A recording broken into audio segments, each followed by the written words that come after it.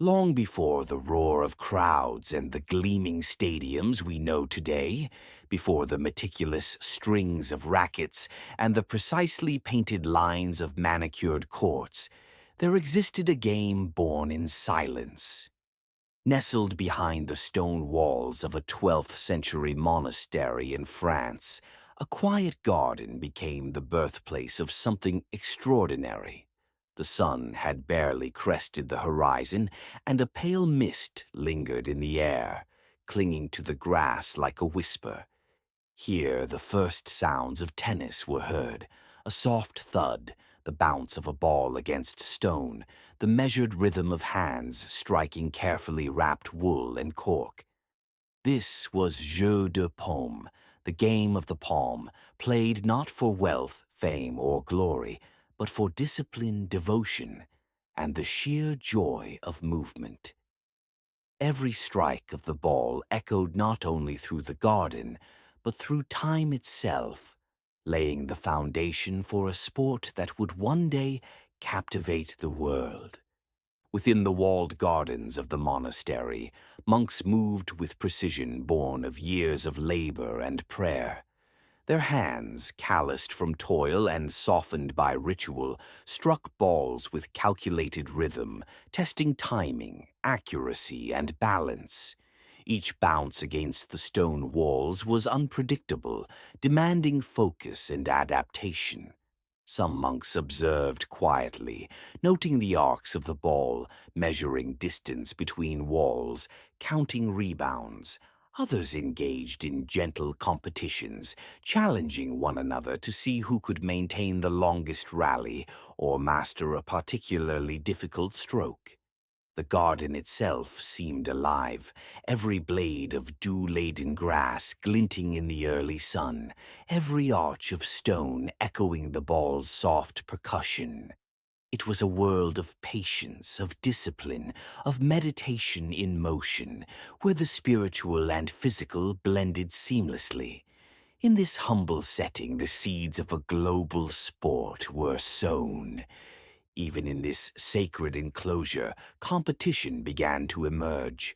Two young monks, their robes brushing the dew-covered grass, challenged each other to keep the ball airborne for as long as possible. "Your turn next," whispered one, breath misting in the chill air. "I'll watch you falter," replied the other, a hint of a smile betraying the seriousness of their rivalry. Each stroke was a lesson, each missed return a moment of reflection. They were not yet playing for prizes, yet the stakes felt real. Pride, skill, and the understanding of a game whose rules were still forming. Sometimes the ball ricocheted unexpectedly against a wall or a carved niche, teaching the monks lessons in adaptability and patience. Other times it rolled unpredictably over stones or into patches of thick grass, testing their ingenuity. Through these simple yet rigorous exercises, the monks developed strategies, studied angles, and honed reflexes that would centuries later define competitive tennis. Word of this unusual pastime gradually reached the ears of local lords and visiting nobles. They came to watch, initially out of idle curiosity, standing at the edges of the garden, peering through lattice windows or over walls. They marveled at the skill and focus of the monks, their movements precise, deliberate, almost ritualistic. Soon some attempted to mimic the motions, awkward at first, then gradually mastering the basic strokes. The game, once a private exercise in discipline, was becoming a spectacle, a bridge between the sacred and the secular, between monk and noble. As the sunlight shifted over the garden, illuminating the worn stones and glistening balls, the nobles began to see potential in the game, imagining how it could evolve beyond the monastery. The monks continued their practice, patient and unassuming, unaware that their humble exercises would one day inspire kings, courtiers, and entire nations. By the 14th century, jeux de paume had stepped out of monastic gardens into the grandeur of royal courts. Palaces constructed courts of stone and wood, often adorned with tapestries, frescoes, and intricate carvings. These enclosed spaces allowed play to continue year-round, regardless of weather, and became arenas for nobles and royalty to display skill and refinement. Henry II of France and Henry VIII of England both embraced the game with fervor, commissioning indoor courts and experimenting with new techniques. The ball was now struck not by bare hands, but with gloves, and eventually with primitive rackets strung with sheep gut. The stakes had shifted. What was once an exercise in devotion was now a matter of prestige, honor, and subtle competition among the elite. Spectators gathered along balconies, murmuring wagers and speculating on the outcomes. Every strike echoed in stone corridors, each volley a small battle of strategy and precision. The quiet meditation of the monastery had transformed into a public dance of skill, status, and rivalry. The tools of the game evolved as quickly as its social significance. Early balls, woven from wool and cork, were replaced with more standardized versions designed for consistency. Rackets became longer and sturdier, strung with gut for elasticity, allowing players to strike the ball harder and with more control. Gloves, once optional, became necessary to protect hands during long matches. Court design grew increasingly sophisticated, markings to guide play, nets to formalize the challenge, and walls specifically crafted to allow predictable bounces. Each innovation was met with experimentation, triumph, and failure. Sometimes a poorly strung racket would snap mid-match. Other times a ball would burst unexpectedly. These technical challenges became part of the narrative of the game itself, each setback teaching players to adapt, strategize, and anticipate the unpredictable nature of both the environment and their opponents. As the game spread, so too did rivalries. Courtiers wagered on matches, alliances were tested, and disputes arose over rules, serving order and scoring. Occasionally, a noble would accuse another of cheating, igniting arguments that could echo through entire palaces. Political implications were never far. A well-timed victory could curry favor with the king, influence a marriage negotiation, or shift the balance of local power. Tales of scandal and intrigue emerged, whispered from balcony to balcony. One story tells of a tournament halted mid-match because a powerful lord refused to concede a disputed point, forcing the king himself to intervene. Even in play, tennis was never just a game. It was a mirror of society, reflecting status, ambition, and the intricate dance of power that defined the courts and corridors of medieval Europe. Among the many figures of this era, few remain as enigmatic as the so-called Servant of the Wall, a monk whose name was lost to history. Legend says he spent endless hours perfecting the strike, moving as if guided by the walls themselves. His precision and patience became the standard by which all others measured their skill. Courtiers and fellow monks alike marveled at his ability to predict the ball's trajectory, his instinctive understanding of angles and force. Stories of his matches spread quietly, tales of extraordinary rallies, of nearly impossible saves, of creative shots that seemed to defy the very physics of the day. While his existence cannot be fully verified, the impact of such early innovators resonates in every modern serve, volley, and return. The essence of the game, the interplay of skill, strategy, and patience, was established long before stadium lights and trophies. To understand tennis, one must also understand the world in which it was born. Monasteries were centers of learning and discipline. The courts of nobility were arenas of power and display. Life was structured, rigorous, and often unforgiving. Work and worship dictated the rhythm of the day, while games like jeux de paume offered a controlled space for competition, expression, and innovation.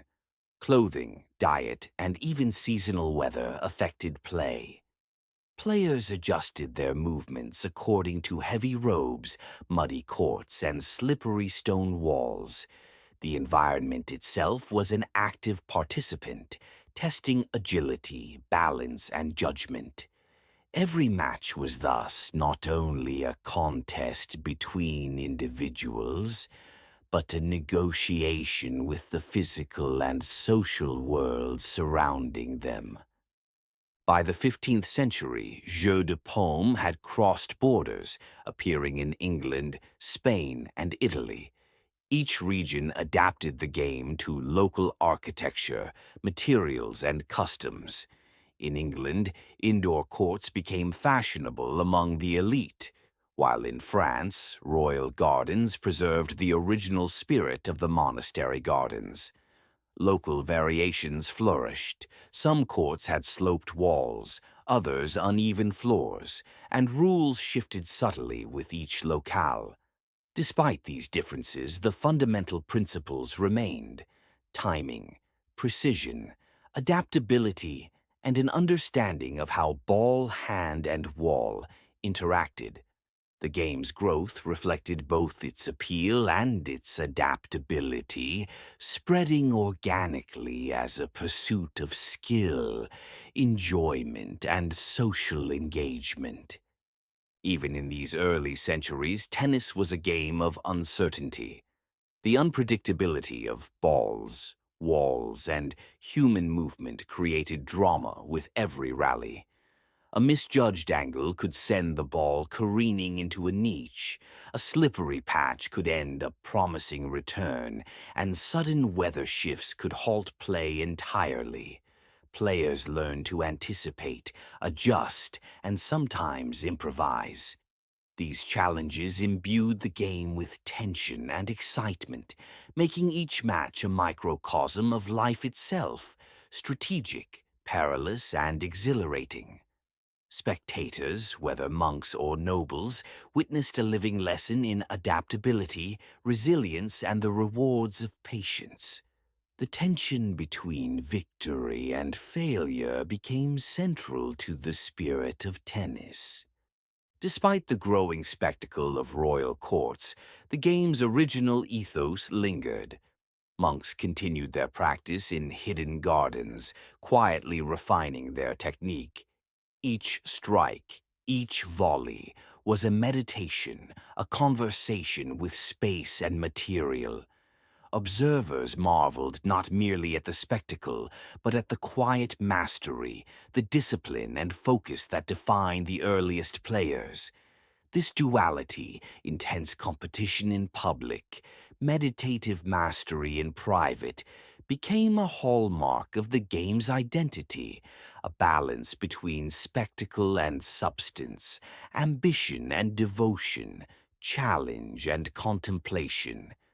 By the end of the medieval period, tennis had evolved from simple palms striking wool balls in a quiet garden to structured matches in royal courts. Equipment had improved, rules were codified, and rivalries had become part of courtly culture. Yet the essence remained, a game of motion, skill, strategy, and patience. Every rally carried echoes of the monastery gardens, every serve whispered the lessons of early innovators, and every victory reflected not only talent, but dedication. The stage was set for the next evolution, outdoors, standardized, and accessible to a broader world, where the humble beginnings of jeux de paume would transform into the global sport we now call tennis. The 19th century dawned with change, both across Europe and in the quiet gardens where the echoes of jeux de paume still lingered. While medieval courts had been enclosed spaces of stone and wood, the modern world demanded openness, sunlight, and accessibility. In England, a retired army officer named Major Walter Clopton Wingfield sought to adapt the game for outdoor lawns. He patented a set of rules, designed a portable net, and created a kit called Spheristique. The balls were lighter, the rackets longer and strung more tightly, and the courts rectangular instead of irregular. The game, once secretive and exclusive, now stepped into the sunlight, inviting wider participation. Enthusiasts marveled at how the familiar rhythm of rallies persisted even as the setting transformed. Lawn tennis promised speed, agility, and elegance, bridging centuries of tradition with innovation. With outdoor play came new challenges and opportunities. Rackets evolved further. Frames of ash replaced simple wood, strings of gut were tensioned precisely, and grips were designed for comfort and control. Balls were carefully standardized to bounce predictably on grass. Techniques shifted. Forehands, backhands, volleys, and serves developed into a repertoire that would define competitive play for generations.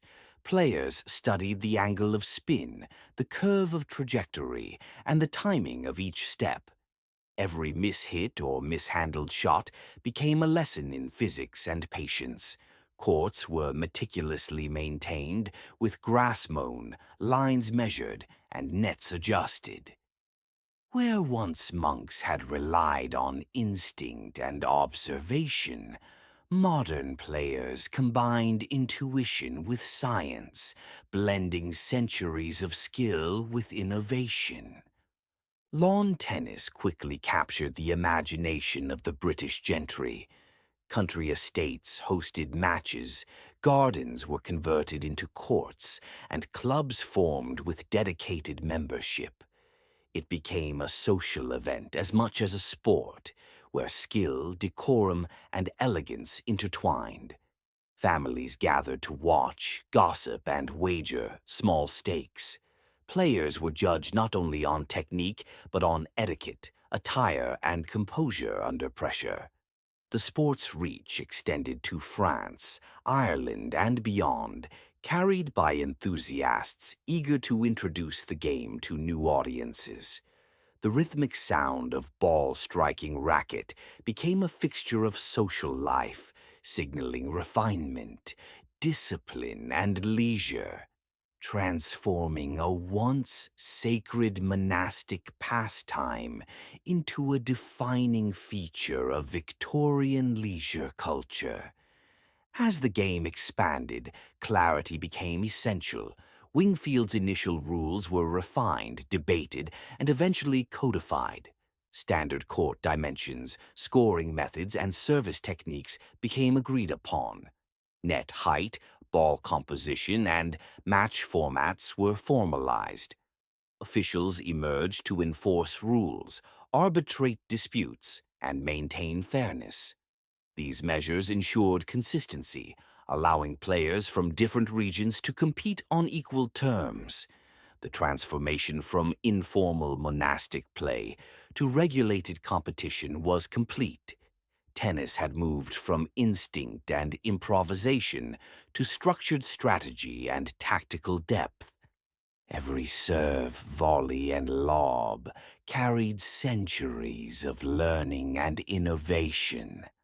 Among the pioneers of lawn tennis, names such as the Renshaw brothers in England and Countess Constance of Europe became synonymous with skill and competitive spirit. They dazzled spectators with agility, precision, and daring strokes. Rivalries ignited, dramatic matches unfolded, and social gatherings celebrated victories as much as social standing. Each player added their unique interpretation to the game, experimenting with footwork, grip, and spin. Stories of matches interrupted by sudden rain or blown balls across courts became legendary, illustrating that even in structured modern play, unpredictability remained central. These early heroes carried forward the essence of the monastic players: ingenuity, patience, and relentless pursuit of mastery. Tennis did more than entertain. It influenced art, literature, and fashion. Painters captured the fluid motion of rallies, immortalizing the elegance of serve and volley. Writers used tennis as a metaphor for strategy, patience, and social maneuvering. Fashion adapted, with dresses, gloves, and hats designed for mobility and elegance. Magazines and newspapers reported matches, chronicling feats of skill and daring. The game became a reflection of societal values, an intersection of leisure, refinement, and competitiveness. The once hidden garden game had become a canvas for culture itself, connecting artistry with athleticism, tradition with innovation. From England, tennis traveled across Europe and eventually to the Americas. Clubs formed in Paris, Madrid, New York, and Montreal. Each region embraced local nuances, slightly varied court surfaces, minor rule adjustments, and unique styles of play. International tournaments fostered cross-cultural exchanges, where strategies, techniques, and etiquette were shared and refined. Tennis became more than sport. It became a global dialogue, a meeting of skill, strategy, and social exchange. Spectators learned to appreciate both the artistry of play and the subtle drama of competition, reinforcing the sport's growing prestige and appeal.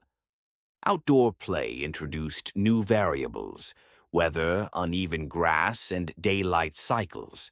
Matches were often interrupted by sudden rain, gusts of wind, or slippery surfaces. Players adapted, developing tactical solutions to environmental challenges. Equipment manufacturers responded with improvements, introducing better balls, racket strings, and court maintenance tools. These challenges, far from discouraging players, added depth to the sport. Each rally became a lesson in observation, foresight, and resilience, echoing the adaptability of monks centuries earlier. Tennis was now a game of skill, strategy, and an intimate understanding of environment. The first official tournaments brought organized competition to the forefront. Wimbledon, established in 1877, became the pinnacle of lawn tennis, setting the standard for rules, court maintenance, and competitive rigor. Players traveled from distant regions to participate, bringing innovation, rivalry, and spectacle. Each match was an interplay of tactics, endurance, and mental fortitude. Early reports describe rallies that lasted for hours, with players strategizing every step, every swing, and every lob. Crowds learned to appreciate the artistry of precision, the drama of victory and defeat, and the subtle tension that only a well-played match could deliver. As the sport grew, historians and enthusiasts sought to reconnect with its origins. Archaeologists uncovered remnants of monastery gardens, worn balls, and traces of early courts. Manuscripts and paintings illustrated jeu de paume matches, allowing modern players to witness echoes of their ancestors. These discoveries illuminated the deep continuity of skill, technique, and philosophy in tennis. The modern game, with its structured tournaments and elegant play, retained the essence of the monastic garden: patience, adaptability, and the joy of motion. Even as the sport matured, human drama remained central. Betting scandals, disputed points, and heated rivalries punctuated tournaments. Newspapers reported on arguments between players, accusations of cheating, and tense disputes adjudicated by newly established referees. These events reminded spectators that while tennis was a game of skill and refinement, it was also a human story, ambition, pride, and the thrill of competition woven into every match. Each scandal became part of the lore, teaching lessons about sportsmanship, ethics, and the evolving culture of tennis. By the early 20th century, tennis had established a global footprint. Techniques evolved, topspin, slice, and complex footwork enhanced competitive depth. Training became systematic, incorporating fitness, nutrition, and mental preparation. Courts appeared worldwide, each adapting the fundamental principles inherited from centuries of development. The echoes of monastery gardens, royal courts, and Victorian lawns resonated in every stroke, every volley, and every strategic play. Tennis had become a universal language, connecting history, culture, and human endeavor. As sunlight fades over manicured lawns or medieval gardens alike, one truth remains. Tennis is timeless. It is a dance of motion, strategy, and patience.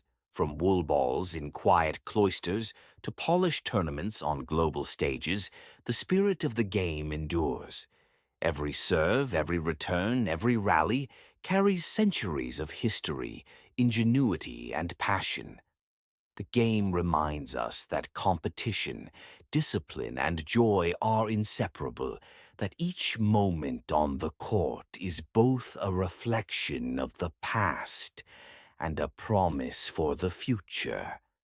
And so the rally continues, eternal, unfolding, and ever inspiring.